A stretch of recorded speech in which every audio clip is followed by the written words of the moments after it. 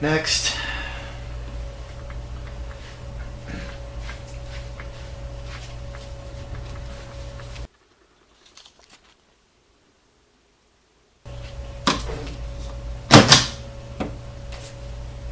Glory to Arstotzka.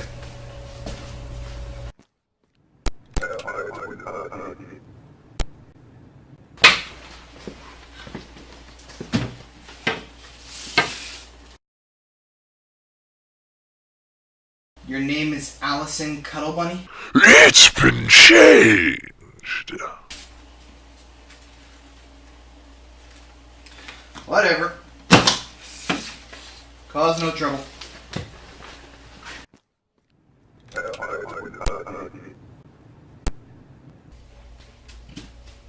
Hi! You need a passport. What is passport? Oh, you are kidding. You're so nice, no passport required?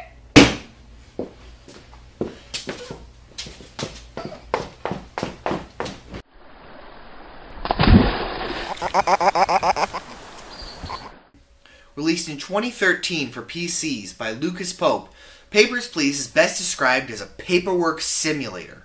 While that doesn't sound very interesting, stick with me for the review. We'll see.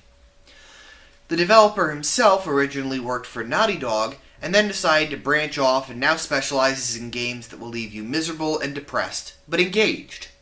So let's see how this one stacks up. You are an unnamed checkpoint operator at the Grestin border checkpoint of Arstotzka. Unlike any other game, you aren't given a chance to give yourself a name. You simply never have an identity. This doesn't seem like a big deal at first, but it starts to eventually weigh on you. Every person, no matter how insignificant, who passes through your checkpoint has their own unique name. Your inspector has a name. One of the guards outside your post has a name. It's only ever you and your family who remain unidentified for the game, making you feel even more like a cog in a machine beyond your control. Every day you walk to your checkpoint and inspect paperwork, determining whether each individual is allowed to pass across the border or not. Your job begins to feel a little pointless, though, when as soon as you make a mistake, a little ticket appears telling you failed again and docking some of your pay. From the outside, you wouldn't assume that this game is engaging or even interesting, since you're literally just doing paperwork for hours on end. But by the end of your first or second day, you find yourself being drawn in. Each person you process gives you 5 credits, and you're required to spend at least 20 credits a day on rent alone, let alone food and heat for your family. That's another 20 credits for heat and 10 for food, and you need to process at least 10 people a day, therefore, to just stay even. That sounds easy, but with each day new rules are added. You begin the game with 2. Arstotzkans are allowed in and no one else, and everyone needs a passport. Almost immediately the rules start to pick up, though. Now foreigners are allowed in next, as long as their passports are alright. These sound like an easy 3 rules, but you need to check that their passport hasn't expired, is from a correct issuing city, the image matches the person standing in front of you, their gender appears correct, and it has the right symbols for each individual country. As the rules piled up, I still found myself breaking these first seemingly simple tasks the most. Can there be more rules? You bet there can. New foreigners need an entry visa. Wait, no, that's too easy to forge. Now they need an entry permit instead, and native citizens need an ID card. Oh, and anyone entering for work, they need a work pass too. And while you're there, could you check everyone's weight? Make sure they're not possibly carrying any contraband or bombs or other weapons. You know, if it's not too much to ask, oh, what am I saying? Of course it's not. You're happy to serve your country in any way, aren't you? Glory to Arstotzka. With these rules piling up, each person who passes through your checkpoint gets harder and harder to check. You'll actually start to be relieved when you find something wrong with passports, because you can make them go away sooner. They eventually mess that up too, though. Someone complained about being sent away and not knowing why, so you have to explain to each person what's wrong with their paperwork and stamp their passports with the details. Which, in regards to who didn't know, they knew exactly why, the royal little prissy. Rule 1. Everyone must have a passport. Rule 4. Foreigners require an entry permit. Rule 8. Foreigners require an ID supplement. Your precious little press badge does not get you out of these rules, especially Rule 1, so don't go ruining my life over it. Even if you try to say it's for diplomatic reasons. Rule 7. All diplomats require a special diplomatic authorization. Now get out of my shed before I figure out how to get that button to call on the armed men outside to drop. So with all these rules in place, remember, we're still trying to process at least 10 people a day so that our family can have food and heat. Because if you don't provide either of those for even one day, members of your family will become sick and need medicine, which then costs another 5 credits per person per day for several days. So that's at least one extra person you need to process a day. But don't rush too much as you look at each paperwork, because if you make too many mistakes, you then lose 5 credits instead of gaining them. This comes to a head as people begin to appeal to your humanity. A man and his wife come through the line. The husband's paperwork is good and he begs you to please let his wife through with him or he'll never see her again. She breaks Rule 4, no entry permit. Do you let her in at the cost of your family? A man who breaks Rule 6, no contraband, begs you to not turn him into the authorities and let him through so that he can feed his own family. He'll give you a few credits, just please let him through. A woman reveals to you she's found out the man behind her is going to force her and her sisters into the sex industry once inside the country, while the government turns a blind eye, and she begs you not to let him in so they have time to run. But all his paperwork checks out. Can you let everyone else's story end happily, damaging your own family's life? Meanwhile, there's a greater conflict going on outside your little booth. Every day, your morning newspaper hints at it, and some of your rules reflect the political tensions. Integra bans imports from Otterssoul. Suddenly, your rules say, no Integrans. Another suicide bombing detonates outside your post, and suddenly all Kolchekians are subject to random searches. At one point, someone actually drops a bomb on your desk and runs, and the guard outside's response is, what a simple bomb, just defuse it already. And you suddenly have to figure out what you're doing without warning or tutorial. Special rules around diplomats and whistleblowers seeking sanctuary are added, and everything around you seems likely to collapse at any moment. Then the Ezrik begin to come through your checkpoint, a secret society whose symbol is a square sun. The Ezrik pass you encoded instructions. They begin simply, deny this person entrance, make sure your agents get through, you will be rewarded.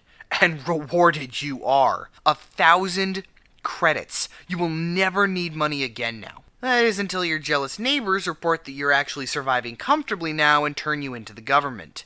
Ezrik sneaks in a new member who destroys files to protect you, but of course you don't get your money back. But then the Ezrik orders start to get more complicated. Let in these people, whose names you only find out if you can solve a riddle. Let in an agent whose passport spells out Ezrik if this cutout is placed over it. Be careful not to touch this powder and stamp it onto this specific person's passport. Despite the crazy instructions and investigations by the government, I chose to believe and work with the Ezrik. After all, the government felt they were being generous by giving me an award for presents.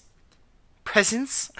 You can take your passive-aggressive behavior and keep it, along with all the money I needed to give my child the birthday present he desperately wanted, or my mother-in-law her medicine. Wait, actually, yeah, keep that part. It's a nice excuse. But the rest still makes me mad, so I am all behind the Ezrik. Hello, Mr. Creepy Cyborg Man, I'm ready. What's my job this time? Okay, wait, come on now. The government isn't that bad. What if the next guy after me doesn't work with you? So you see, bye. The distraction doesn't even happen right away. You have to sit there, still doing your job and stressing out over your choices.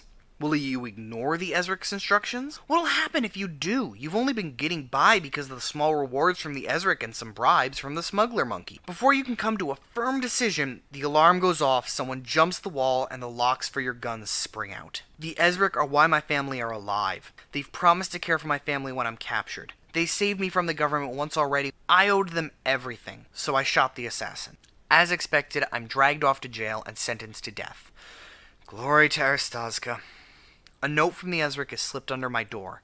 I have succeeded my mission, but the new border guard is unwilling to cooperate. The Ezrik can no longer act in the country despite my sacrifice. Their last act is leaving this note and bringing my family safely to another country.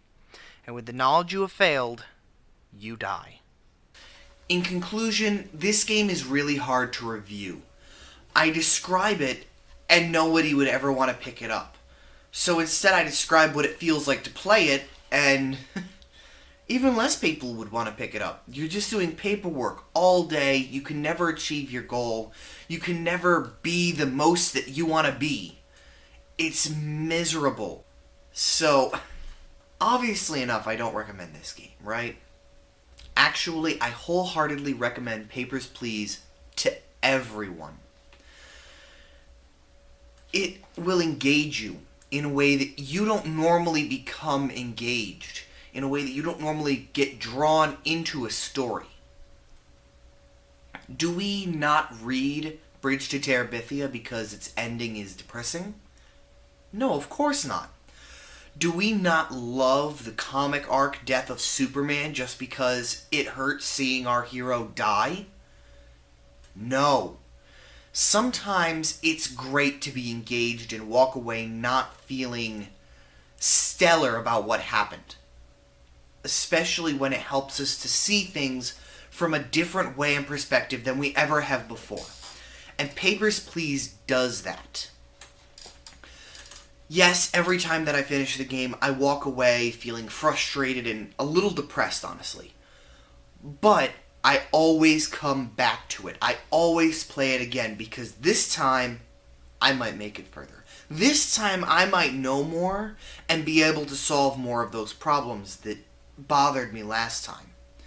This time, things might go right, and even if they don't, I know I'm going to be engaged, and I'm going to be sucked into the story for the rest of it. But I need to get back to work. Hello